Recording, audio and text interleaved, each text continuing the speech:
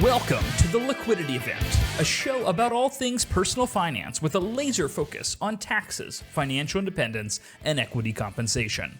Hosted by AJ and Shane of Brooklyn FI, each episode will focus on a personal finance topic, some driven by news headlines and sometimes driven by listener questions. And sometimes you'll just get two money nerds rambling about what they think is interesting. Just a quick note before we get started, this podcast is for informational purposes only and should not be considered tax or investment advice. Hello, and welcome to the Liquidity Event podcast. I'm your host, AJ Ayers. And I'm Shane Mason. And this is episode 167, being recorded on December 10th, airing on December 11th. Email us your personal finance questions at liquidityevent@brooklynfi.com, and we will answer them live on the air. How are you doing today, Shane? I'm okay. I'm a 3 out of 10 hungover after a lovely night out with a lovely member of our industry, Mr. Peter Lazaroff. A 3 out former of 10? listener. That's it? Maybe 4. I don't know. But If you're a 3 out of 10, I'm a 7 out of 10 right now. Oh, yeah? Yeah. We had a nice night. I have him down. I'm down here in Mexico City. I don't think we've recorded since I've gotten down here, and the listeners will be able to tell because of my shitty microphone right now, because I can't get back into my own house because of the renovations. So sorry, dear listener, bear with me as I get my life back together. You sound great to me, Shane. Don't worry about it.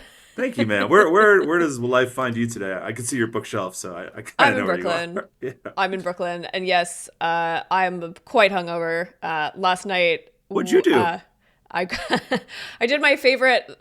I think the top reason to live in New York City is to be able to get a martini at Bemelmans bar in the Carlisle Hotel during the holiday season. Oh, right. You sent me a shrimp index last night. What's that? You sent me just a photo of a shrimp with the question, how much, question mark. Yes, the shrimp cocktail index was visited last night because so the Bemelmans bar, the illustrator of the Madeline, like 12 Little Girls in Two Straight Lines, that beautiful children's book, that artist, that illustrator basically hand painted these beautiful murals and wallpaper in this very classy martini bar in the first floor of the Carlisle Hotel. And then there's a lovely restaurant called, I can't remember what the restaurant's called, but yes, they had shrimp cocktail, and I calculated the shrimp cocktail at $11 per shrimp. Pretty high on that. That's above the median. Pretty high on the shrimp cocktail index, but I have to say, honestly, worth it. It was a very solid shrimp cocktail, and I was, hanging with the girls, eating steak and shrimp cocktail and slugging martinis. A great night was had by all. Wealth inequality shrimp. We're going to talk about wealth inequality later. Those are billionaire shrimp. Wait, who are you with? Let's get specific. I was with my friends Alexa and Josie last night. Okay, well, that makes sense. Yeah. Are they're friends?Alexa and Josie are friends? We're all becoming friends. You gotta mix the girls. You gotta get the girls together in a melting pot. Those are two of your I would call those your barbell friends in terms of backgrounds. In terms of vibes. For sure. But it's good. It's good to have barbell friends. I agree. Today on the show, aside from Shrimp Cocktail Index, which we will revisit every time I have shrimp cocktail, which is frankly often, dear listener, we're talking about billionaires. We're talking about Trump accounts. We're talking about what it's like to be richer than all your friends when you come from humble beginnings. And of course, we will talk about everyone's favorite way to spend money at the holidays, the FSA account. So let's dive into our first article. We've got a lot of UK focused articles this week for some reason. The headline is, I went from being broke to making 26 million in 8 years, but many of my friendships didn't survive. And this follows the story of a young woman from the UK who went from making about 35,000, it's pounds in this article, but I don't know, call it $45,000-ish, to earning over 20 million in 8 years, and how that journey shaped her friendships. And basically the TLDR is that once she was, working a desk job as a personal assistant, started an online consulting business for, I think, weddings, which was cool, and basically just built this massive online business quickly, and she found that her friends abandoned her. What do you think about this, Shane? What does fast success look like, and her how friends does it abandon hurt her, your relationships? Or did she become a bitch? Is that what you're gonna say? No, Jesus. Maybe, I don't know. That's on the wheel of choices, I imagine. I don't know. I think first of all, it's very inspiring. I think it's probably quite hard what she did was incredibly difficult to do. So good for Yeah, her, first of all. Second of all, because it's quite incredibly difficult thing to do. Most people don't do incredibly difficult things, right? So I imagine she didn't spend a lot of time with her friends, and she changed her life. And when lives change, unfortunately, friendships, they're organic as well. So for sure. I think some of our listeners, people that listen to this podcast, are also people that have done quite well in their Hmm. lives, so they might feel a tinge of relation to what this woman has gone through. She was Yeah. also like she had two young kids, and in the article it says that the childcare was more expensive than the amount of income she was going to make as a personal assistant. That she started a wedding planning company because it was a lot of fun, and then she was so good at it that she was teaching other planners how to do it, wedding planners how to do it, and then she just created a monster. Good for her. I mean, I think people like this have always had that in them, and then maybe Yeah. society didn't give them an opportunity to do it. In this case, it worked out for her, and she was able to do something incredibly difficult and pull herself up by her bootstraps. And then, yeah, I guess the article wants us to wonder about what happened to her friendships. Is it Hmm. because she has all this money now that they hate her? It's got to be a mixture of all the time that she didn't spend with them, the high poppy syndrome. Do you know about high poppy syndrome? I don't. No, What's tell me up? about it. High Well, I was poppy just gonna syndrome say, is I just noticed something. I was looking at the article. There's this like very like moody, like well lit photo of her. Like the only red flag here is that this is a Business Insider piece, which yep. you can basically pay. Your PR team can basically pay to get you nice coverage in Business Insider. So the only red flag here is the kind of person that would want an article like this written about them in Business Ah, Insider. Maybe it wasn't the money that hurt those mm, friendships. That's all. That's all I'll say on that topic. calling her a bitch.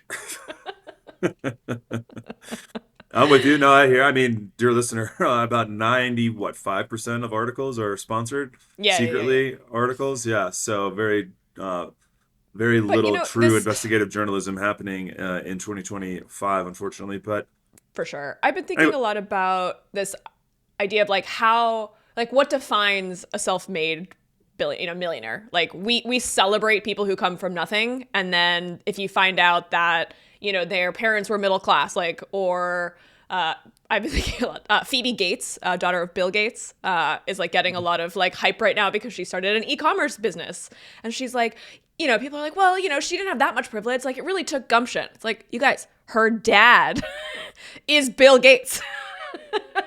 Like I'm yeah. happy for her that she's not, in rehab right now and is working on a software company and hopefully employing some people. But like, come on, folks. I mean, the But origin story of Bill Gates himself is also quite interesting.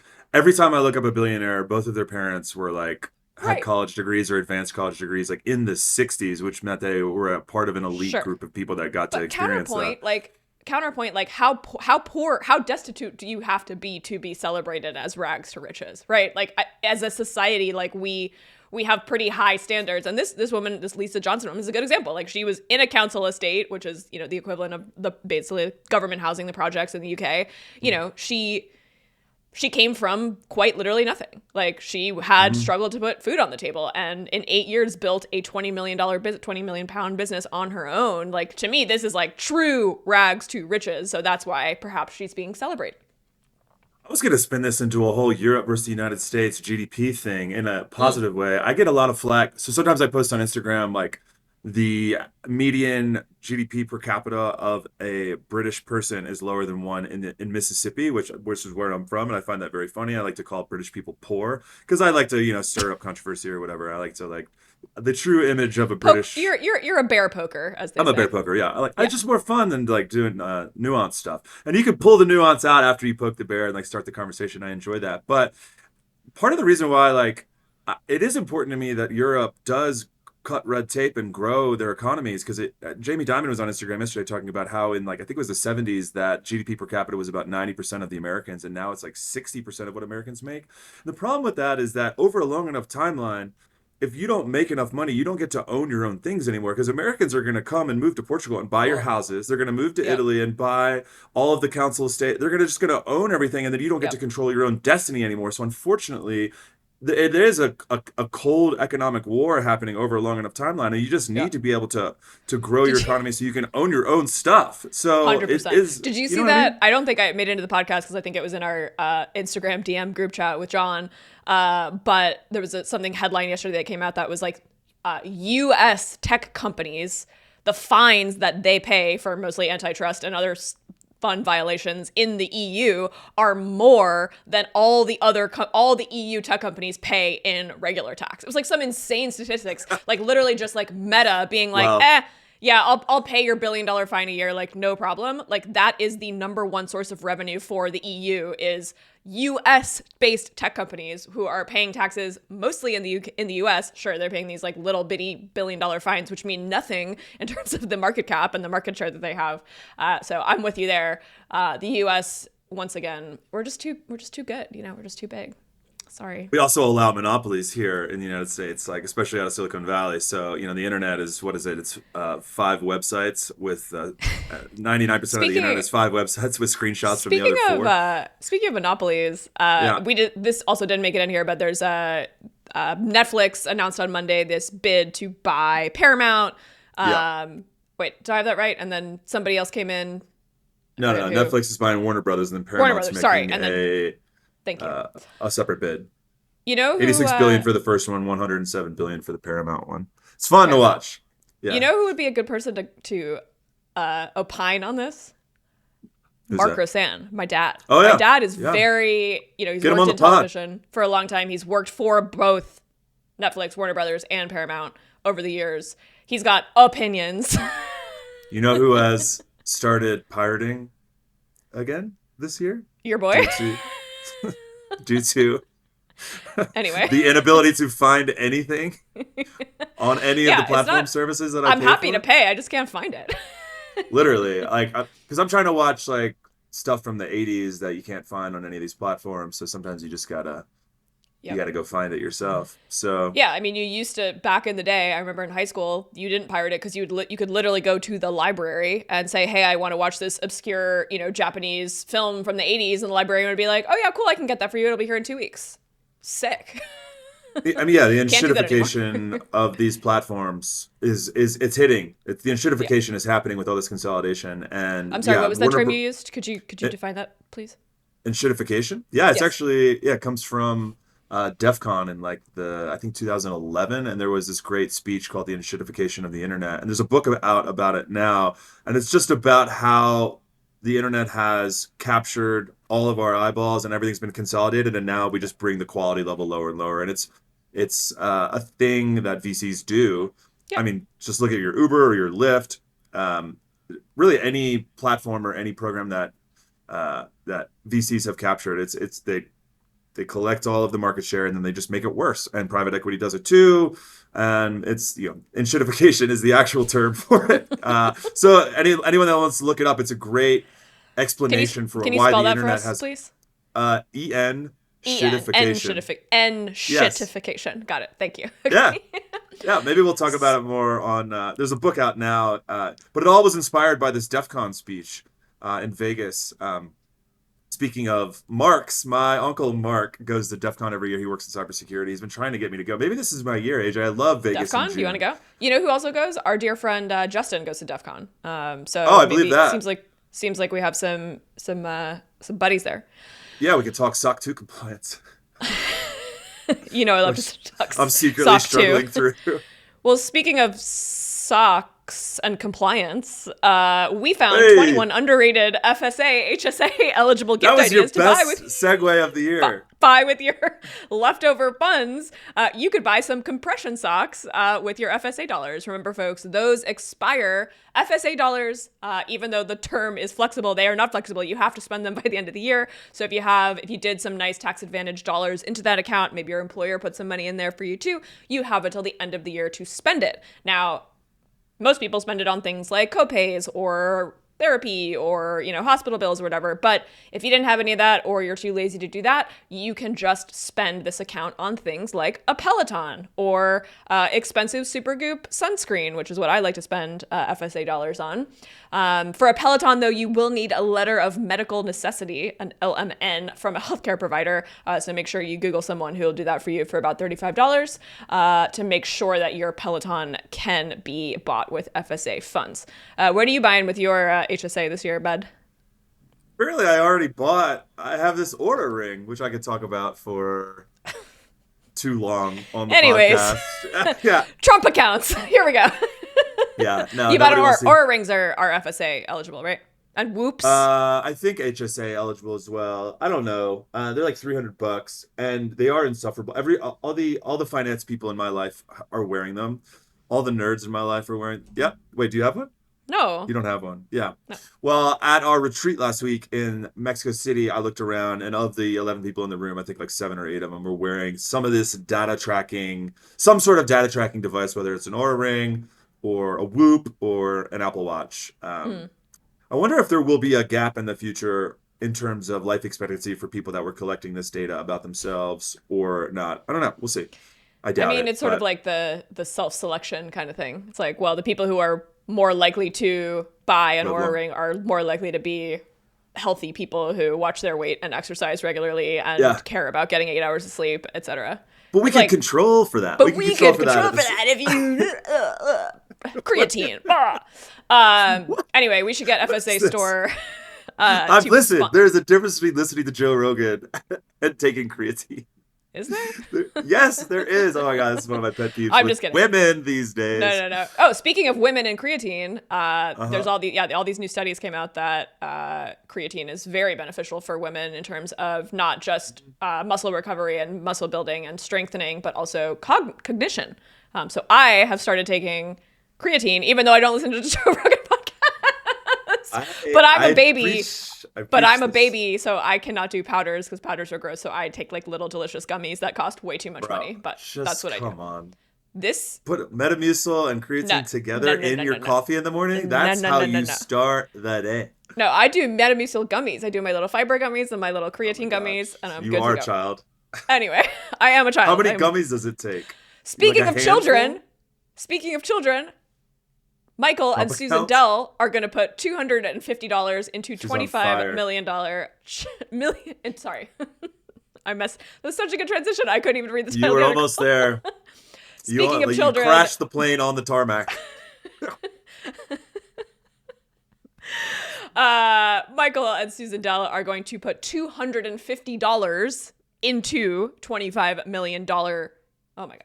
25 million different children's accounts. So with the One Big Beautiful Bill proposal this summer, we saw this proposal for Trump accounts, where the federal government is going to give every single little baby that is born in this country after July 4th, 2026, $1,000. And there's actually, I'm into this, right? This is sort of this idea of like, let's teach kids about compound interest. We don't know if Social Security is going to be around. Like, let's just show them some real dollars. Let's put enough restrictions on it where you can't pull it out. You can't invest it in something stupid. It's got to go in an index fund according to the tax code. I like that employers can contribute $2,500 to these accounts every year, which is really nice. So I did a little bit of basic back of the napkin math and just assuming that these accounts have been in place for the past 18 years. So basically the way that it works is you get $1,000 when you're born and you cannot withdraw until age 18. And then at 18, you can take the money out and you can spend it on things like going to school, starting a business, buying your first home. The withdrawals are taxed as ordinary income, which makes them not as nice as something like a 529 plan or an IRA, but I still like this idea. I like this idea of putting money in an account, putting a seal around it, protecting it from ourselves to spend it. So quick little math before I ask for your take. If you put $1,000 in it, let's say you put it in 2007, you invested it in total stock market index fund, you never put another dollar in the whole time. You got your $250 match from the lovely Dell family. So your total contribution was $1,250 18 years ago. compound interest does its thing. That's really great, amazing. You'd have about $9,000 with historical stock market data. So that's cool. That's really nice. Turn 18, you got $9,000. Maybe that can pay for your, apartment, first couple of months rent for your new city. You can start a business. Now, this is why we love compound interest so much, folks. If you had done the same thing and your employer had contributed $2,500 for, you can do up to $5,000 a year. Do that $2,500 a year. So total contributions about $45,000. You would have, how much do you think you'd have? Well, it's more than 9x, and it's I'm gonna go 75 grand. You would have $213,000. Oh wow! Finance professional? Yeah, it's okay. I don't expect you to memorize the annual stock market returns from 2007 to 2025. So that's significant, right? That's serious. That is a serious head start in life if you are 18 years old and you have $213,000 that you can withdraw from as you need and pay a little bit of income tax. But at 18, you probably don't have a ton of income, so your taxes are going to be pretty low. I've been talking on my soapbox for 10 minutes. What do you think, Shane? I actually think this is the most interesting article of the day today. I'm right there with you, mostly because it's a personal finance article that is actually applicable to our clients and to ourselves. And as employers, I was considering, contributions to them. I love the article's take on whether the applicability of them. I do. There's a give and take here. I think that we have too many types of accounts for one, and adding another one is going to make things more confusing. At the same time, it is great to see $1,000 from the federal government, and then this very generous donation from the Dell family going into these low-income accounts. It's not for all accounts; it's just for people that come from certain low-income zip codes, which is cool. I do think that this could be a redistribution of wealth from high income to low income because it's coming from the Federal Reserve, from Federal Treasury, and going into all kids' accounts. So I think that will be a redistribution of wealth from the rich to the poor. Love to see that.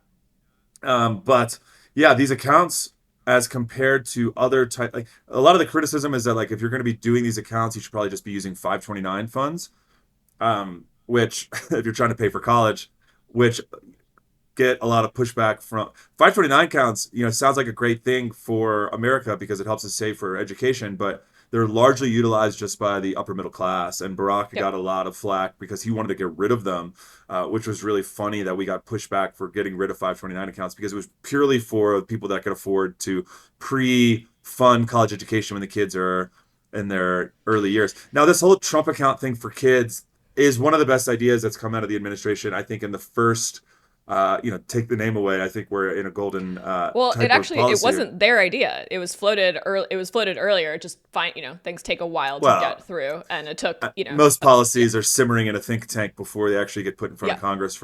It's not like one individual politician is sitting on them.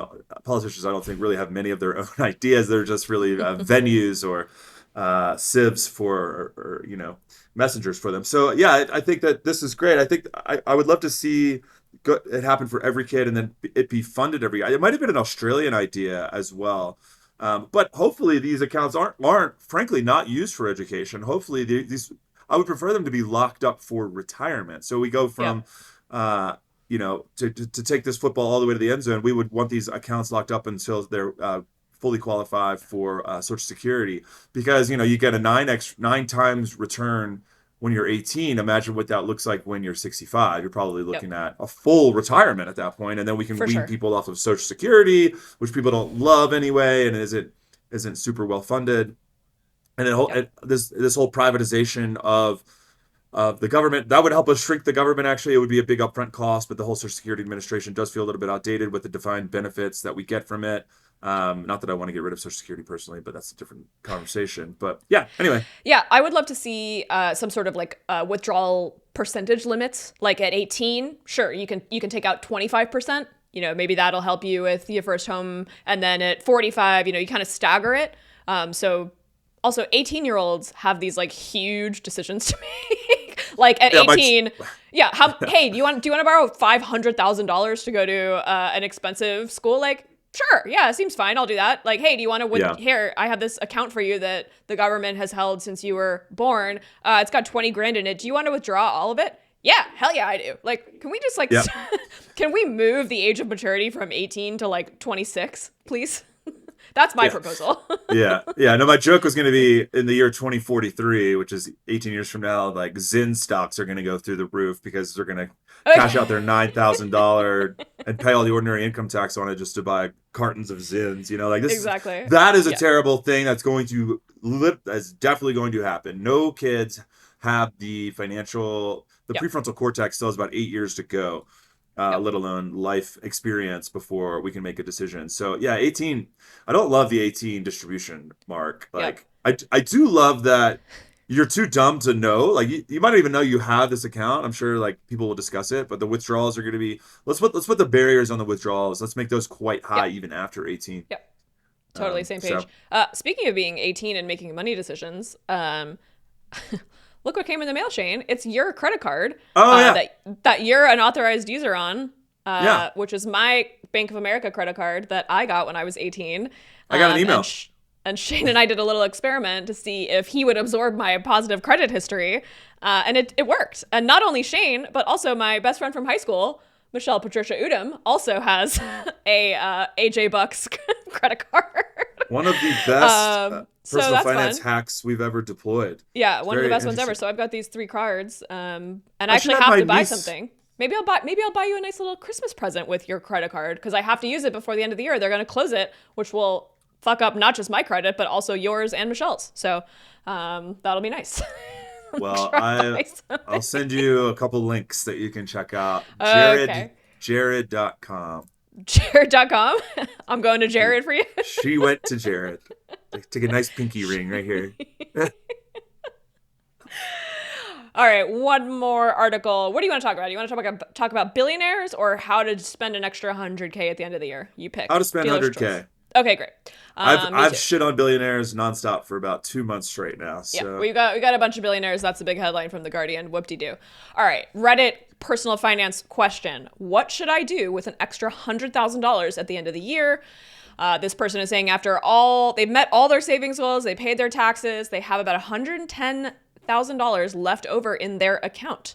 They've already done really great savings. They don't sacrifice much to do this. They spent a month in Europe. They're basically saying like, I live well. It's not like I starved myself to save this money. And these are the options.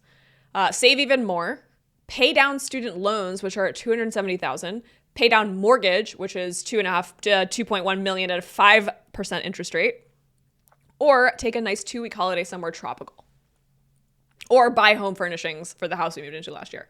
What would you do if you were this person with $100K? Pay down student loans. Personally, it's easy to make other people to tell other people not to enjoy their lives. It's easier to spend other people's money and spend other people's time. It's a new one that's on my soapbox that I'm on about. But the paying down of student loans, the paying down of the mortgage sounds nice, but like the interest rate on that is really low. You get a tax deduction for that. The student loans you don't get a tax deduction for. So from a pure like what's best for your personal finances, the student loans is the easiest answer that I can think of. Same. Yeah, I would also talk about if charitable contributions are part of your plan. 2025 is a great year to do that. Sounds like you're pretty high income. Make a nice little donor advised fund donation. If you don't have a charity in mind, you still have 3 weeks left to do that. You got to make the donation before the end of the year. But I'm with you, same page. Pay down student loans, $270,000. It's a pretty big number. It's $250,000. Your job situation changes. Like that's debt that would keep me up at night. Even if I was doing really well otherwise and had funded all my savings accounts.